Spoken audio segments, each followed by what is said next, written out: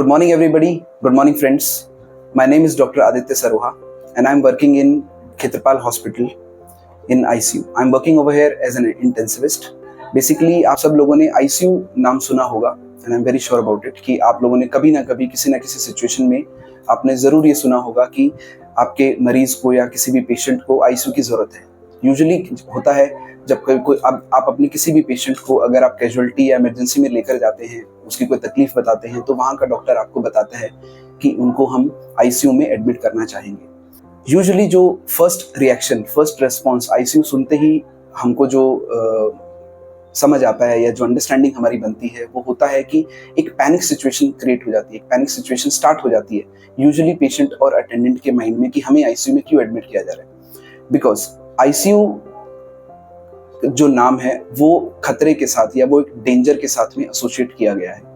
लोग सोचते हैं उनका मरीज अगर ICU जा रहा है तो वहां से कभी वापस नहीं आएगा, उसको वेंटिलेटर की जरूरत पड़ सकती है, उसको वेंटिलेटर की जरूरत होगी और वहां पे बहुत पैसे खर्च होंगे. और कहीं ना कहीं एक ये भी लोगों के माइंड में ये भी सिचुएशन आती है कि कहीं ना कहीं हमें डॉक्टर या हॉस्पिटल जानबूझ के विदाउट एनी रिक्वायरमेंट हमको ICU में हमें एडमिट किया जा रहा है.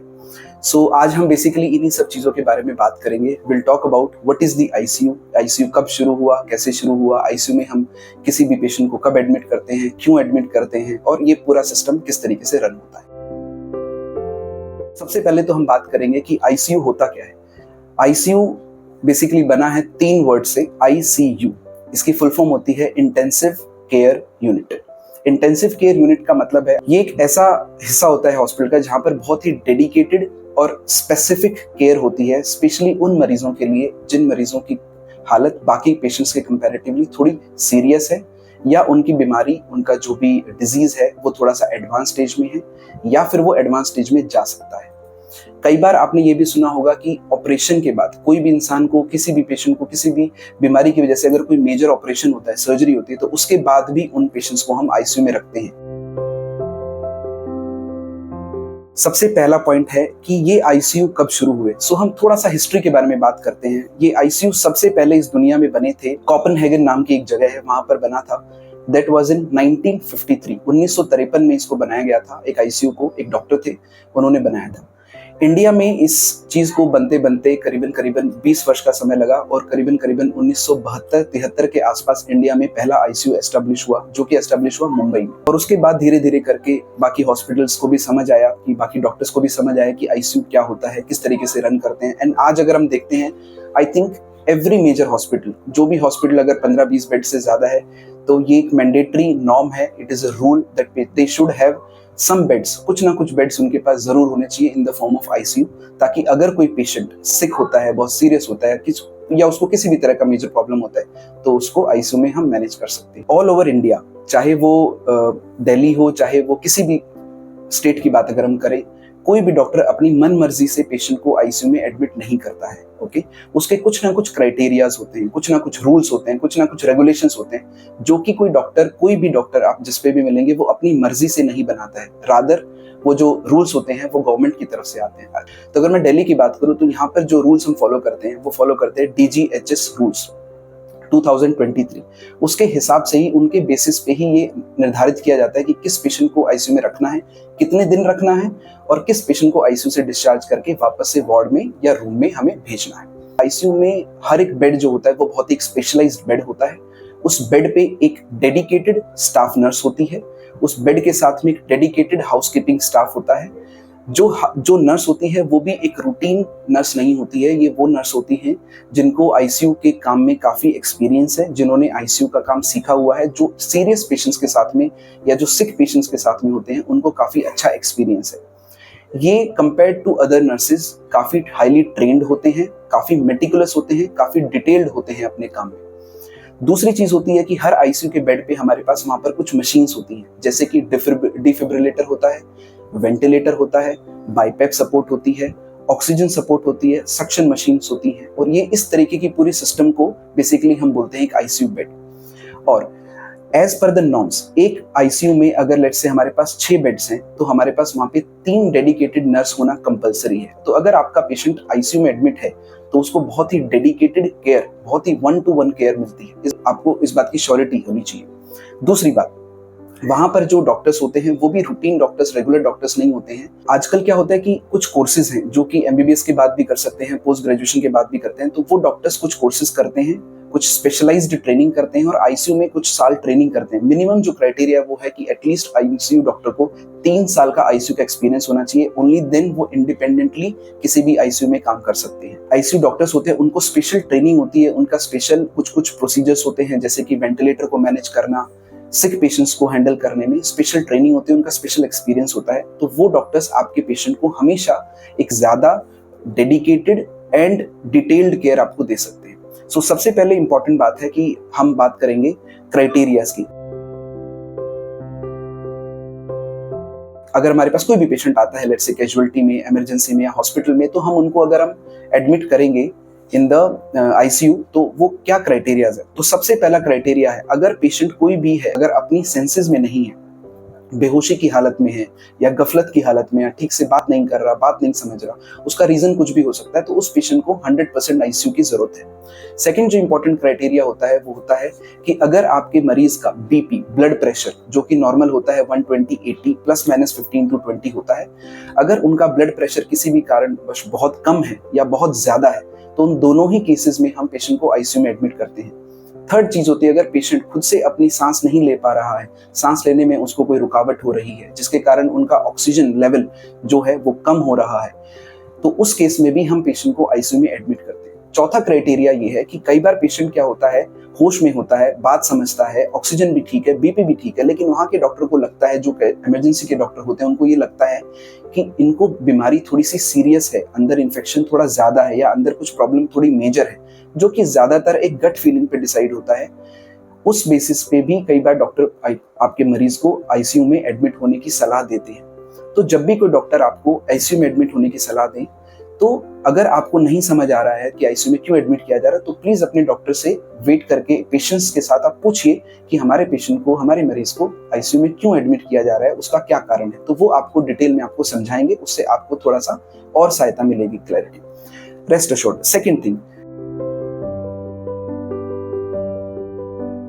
अगर पेशेंट आपका आईसीयू में एडमिट है, तो कुछ चीजें होती हैं, कुछ क्राइटेरियाज होते हैं जो आपको समझने पड़ेंगे। सबसे पहली चीज होती है कि आईसीयू एक वार्ड जैसा नहीं होता है, क्योंकि आईसीयू में ज्यादातर जो पेशेंट्स होते हैं वो थोड़े सिक होते हैं, थोड़े बाकी मरीजों के कंपैरेटिवली थोड़े गंभीर होते हैं। तो आईसीयू में विजिटेशन पे काफी रूल्स एंड रेगुलेशंस होते हैं, जैसे कि यूजुअली जो हमने देखा गया है, ओनली 24 आवर्स में 2 to 3 टाइम्स ही आपको आपके पेशेंट से मिलने दिया जाएगा। ये इसलिए नहीं होता कि ताकि हम आपको कुछ बताए नहीं, ऐसा नहीं होता है। इसके पीछे का एक बहुत ही साइंटिफिक एक्सप्लेनेशन होता है। वो इसलिए होता है कि जितने मरीज के साथ में जितने भी अटेंडेंट, उनके रिलेटिव्स अगर बार बार आईसीयू में जाएंगे और अगर वहीं बैठे रहेंगे, तो उतना ही वहां पर इन्फेक्शन फैलने का डर होता है। तो और जो पेशेंट आईसीयू, जिसको आईसीयू की जरूरत है, इसका मतलब उसकी इम्यूनिटी कहीं ना कहीं कम है और उनको कोई ना कोई गंभीर बीमारी है। तो अगर बाहर से जितने लोग आएंगे, उतना ही कुछ ना कुछ उनको इन्फेक्शन देने के चांसेस रहते हैं। इसलिए वहाँ का डॉक्टर, वहाँ के स्टाफ या जो भी हॉस्पिटल का के जो भी रूल्स एंड रेगुलेशन है, मेरी आप सबसे रिक्वेस्ट है तो आप उनको हमेशा फॉलो कीजिए।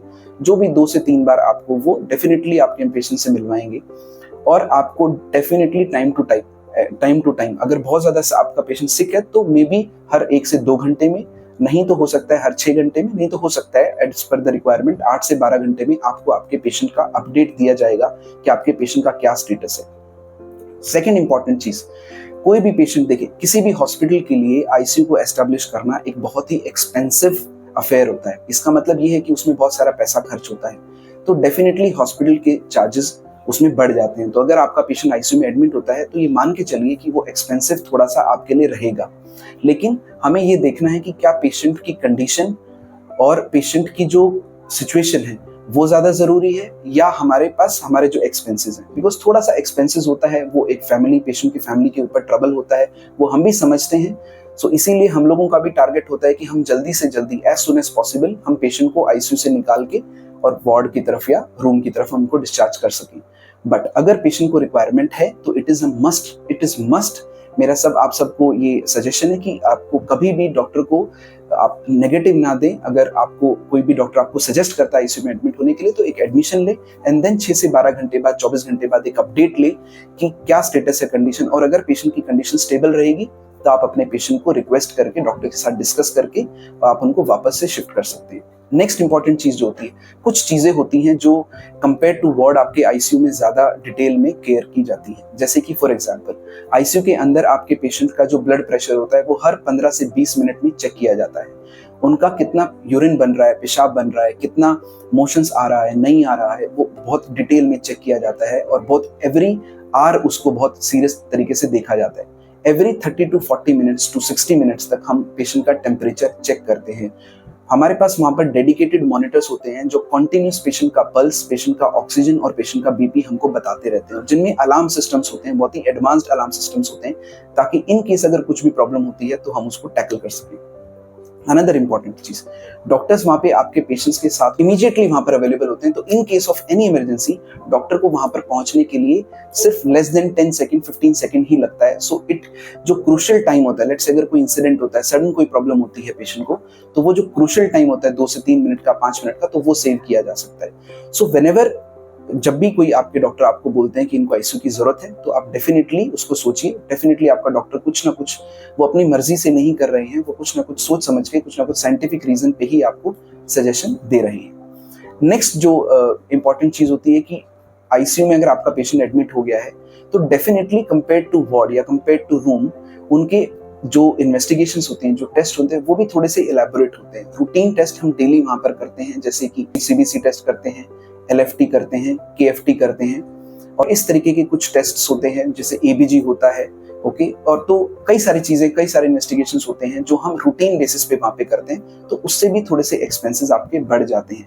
बट हम लोगों का हमेशा ये टारगेट रहता है कि जितनी जरूरत की जो इन्वेस्टिगेशंस है, जरूरत के जो चार्जेस हैं, या जरूरत के ही जो टेस्ट हैं, हम वही कराएं, अननेसेसरी टेस्ट हम नहीं कराएं, ताकि पेशेंट के ऊपर ज्यादा बर्डन ना पड़े। नेक्स्ट इंपॉर्टेंट पार्ट इसमें आता है कि कई बार आपने देखा होगा कि कुछ मेजर सर्जरीज होती हैं, कुछ भी, जैसे हार्ट की कुछ सर्जरीज हो गई या कोई भी मेजर सर्जरी हो गई, कोई किसी सर्जरी में कोई कॉम्प्लिकेशन हो गया या सर्जरी के बाद कुछ इशू हो गया, उन केसेस में भी बेसिकली आपको डॉक्टर्स, जो आपके ऑपरेशन थिएटर में जो सर्जन होंगे, वो आपको ये सलाह देंगे कि आप इस पेशेंट को, इनको आईसीयू में हम रखेंगे 1 से 2 दिन के लिए या 3 दिन के लिए। तो उसमें रखने का पर्पस यही होता है कि अगर उन पेशेंट्स में हमें क्लोज मॉनिटरिंग की जरूरत है। क्लोज मॉनिटरिंग का मतलब होता है बहुत ही डेडिकेटेड पल्स, बीपी, ऑक्सीजन का मॉनिटरिंग हमें करने की जरूरत है, जो कि वार्ड में और आपके रूम्स में पॉसिबल नहीं होता है। तो उस केस में उन पेशेंट्स को हम आईसीयू में रखते हैं फॉर 1 to 2 days, और अगर सब सही रहता है तो विद इन 24 आवर्स हम उस पेशेंट को वापस से वार्ड में या रूम में शिफ्ट कर देते हैं। Otherwise depending on the need या उनकी पेशेंट की क्या रिक्वायरमेंट है, हम 1-2 दिन और एक्स्ट्रा रखते हैं।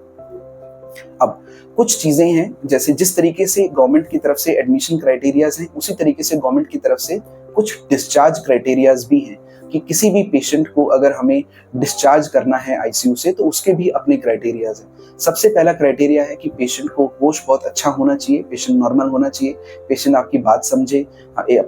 उनके माइंड में कुछ प्रॉब्लम है, तो उनको कुछ परेशानी है, तो वो अपनी बात कहे। Basically patient should be able to communicate कि उसको अगर कोई परेशानी तो नहीं है। दूसरा, patient should be oriented. Patient को ओरिएंटेशन होना चाहिए कि वो कहाँ पर हैं, अपने सेंसेस में हैं, और वो किस जगह पे हैं, और उनको अभी क्या, उनके आसपास क्या चल रहा है। तीसरी जो इंपॉर्टेंट चीज होती है कि पेशेंट का पल्स और बीपी, जिसको बेसिकली हम साइंटिफिक भाषा में हम बोलते हैं हीमोडायनेमिक स्टेबिलिटी, वो उनका स्टेबल होना चाहिए। मतलब कि उनका पल्स, उनका बीपी एकदम स्टेबल होना चाहिए। दैट मीन्स कि कोई भी दवाइयों की जरूरत उनको नहीं है। तीसरा, अगर पेशेंट खुद से सांस ले रहे हैं, उनका सांस नॉर्मल है, सांस लेने में उनको कोई तकलीफ नहीं है, और अगर थोड़ी बहुत ऑक्सीजन की रिक्वायरमेंट है भी, तो that can still be managed. तो उस केसेस में भी हम पेशेंट को हम आईसीयू से शिफ्ट कर सकते हैं, उनको वार्ड में हम भेज सकते हैं। चौथा इंपॉर्टेंट चीज जो पॉइंट होता है वो ये होता है बेसिकली कि हम अगर कोई ऐसी ब्लीडिंग नहीं है या कोई ऐसा जो डिजीज की जो प्रोसेस है, जो अंदर इन्फेक्शन था, अगर उसका वो इन्फेक्शन डाउन होना शुरू हो गया है, रिपोर्ट्स बेहतर होनी शुरू हो गई हैं, पेशेंट को भी ठीक लग रहा है, बुखार आना बंद हो गया है, इन्फेक्शन कम हो गया है, तो वो सारे केसेस में भी हम पेशेंट को आईसीयू से निकाल के हम वार्ड में की तरफ या रूम में हम शिफ्ट कर सकते हैं। बट यही मेजर कुछ क्राइटेरियाज हैं जिनकी जो हमें हेल्प करते हैं ये डिसीजन लेने में कि किस पेशेंट को हम आईसीयू में एडमिट करें, कब करें, कितने दिन के लिए करें, और कब हम पेशेंट को आईसीयू से डिस्चार्ज करें। जैसे कि आपने बहुत बार सुना होगा कई बार हमारे पास पेशेंट्स होते हैं स्पेसिफिकली जिस तरीके के, मैं कुछ पर्टिकुलर केसेस आपके सामने रखना चाहूँगा। जैसे कई बार कुछ डायबिटिक पेशेंट्स होते हैं, लंबे टाइम से उनको डायबिटीज़ और शुगर बहुत अनकंट्रोल्ड है, थोड़ा-सा वेट भी आउट ऑफ कंट्रोल है। तो उन पेशेंट्स को कई बार चेस्ट में इन्फेक्शन हो जाते हैं, यूरिन में इन्फेक्शन हो जाता है। तो स्टार्टिंग में जब पेशेंट आता है तो पेशेंट अपने होश में होता है, अपनी बात कर रहा है, बात समझ रहा है, सिर्फ वो कंप्लेन कर रहे हैं कि हमको बुखार है या पेट दर्द है या मे बी यूरिन में कुछ जलन की उनको फीलिंग है और उस तरीके से। तो कई बार आपको लगेगा कि हमारा पेशेंट बिल्कुल ठीक है, लेकिन जब टेस्ट होते हैं, जब इन्वेस्टिगेशंस होती हैं, तो उसमें पता लगता है कि इन्फेक्शन काफ़ी सीवियर है, काफ़ी सीरियस है। उस केस में डॉक्टर आपको ये सलाह देते हैं कि आपको एक आई थिंक आईसीयू में एडमिट हो जाना चाहिए और आईसीयू में आपको मैनेज करना चाहिए। सो उस केसेस में ये बहुत ही कन्फ्यूजन हो जाता है कि हमारे पेशेंट का तो बीपी भी ठीक है और बात भी कर रहे हैं, होश में भी है, तो इनको हम आईसीयू में क्यों एडमिट कर रहे हैं। उस केसेस में क्या होता है कि there is something called as sepsis, एक इन्फेक्शन नाम की चीज होती है। जब इन्फेक्शन हमारी बॉडी में थोड़ा सीवियर हो जाता है तो आम भाषा में हम उसको बोल देते हैं कि पेशेंट सेप्टिक हो गया या सेप्सिस बढ़ रहा है या इन्फेक्शन किसी एक जगह से निकल के पूरे ब्लड में फैल गया। और जब तो डॉक्टर इस चीज को एंटिसिपेट करता है कि आने वाले 24 टू 48 आवर्स में पेशेंट की कंडीशन डाउन हो सकती है।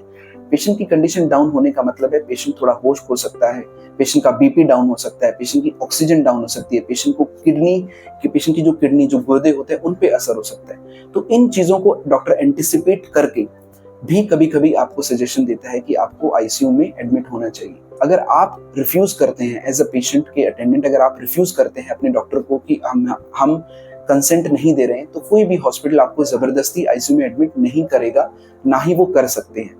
लेकिन उसके लिए सब कुछ रिटन में होता है, everything will be explain to you in written, हर चीज का कंसेंट होता है। और वो फाइनल डिसाइडिंग अथॉरिटी हॉस्पिटल नहीं होते हैं या डॉक्टर्स नहीं होते हैं, फाइनल डिसाइडिंग अथॉरिटी आप ही हैं। एज अ पेशेंट के जो रिलेटिव या उनके जो फैमिली मेंबर्स हैं उनको ही डिसीजन लेना है। So this is what I wanted to talk to you about the ICU thing and I hope I am able to explain to you कि आईसीयू क्या होता है, कैसे होता है और आईसीयू में डॉक्टर्स किस बेसिस पे, किस बिना पे पेशेंट को एडमिट करते हैं और किस बिना पे डिस्चार्ज करते हैं। Thank you so much.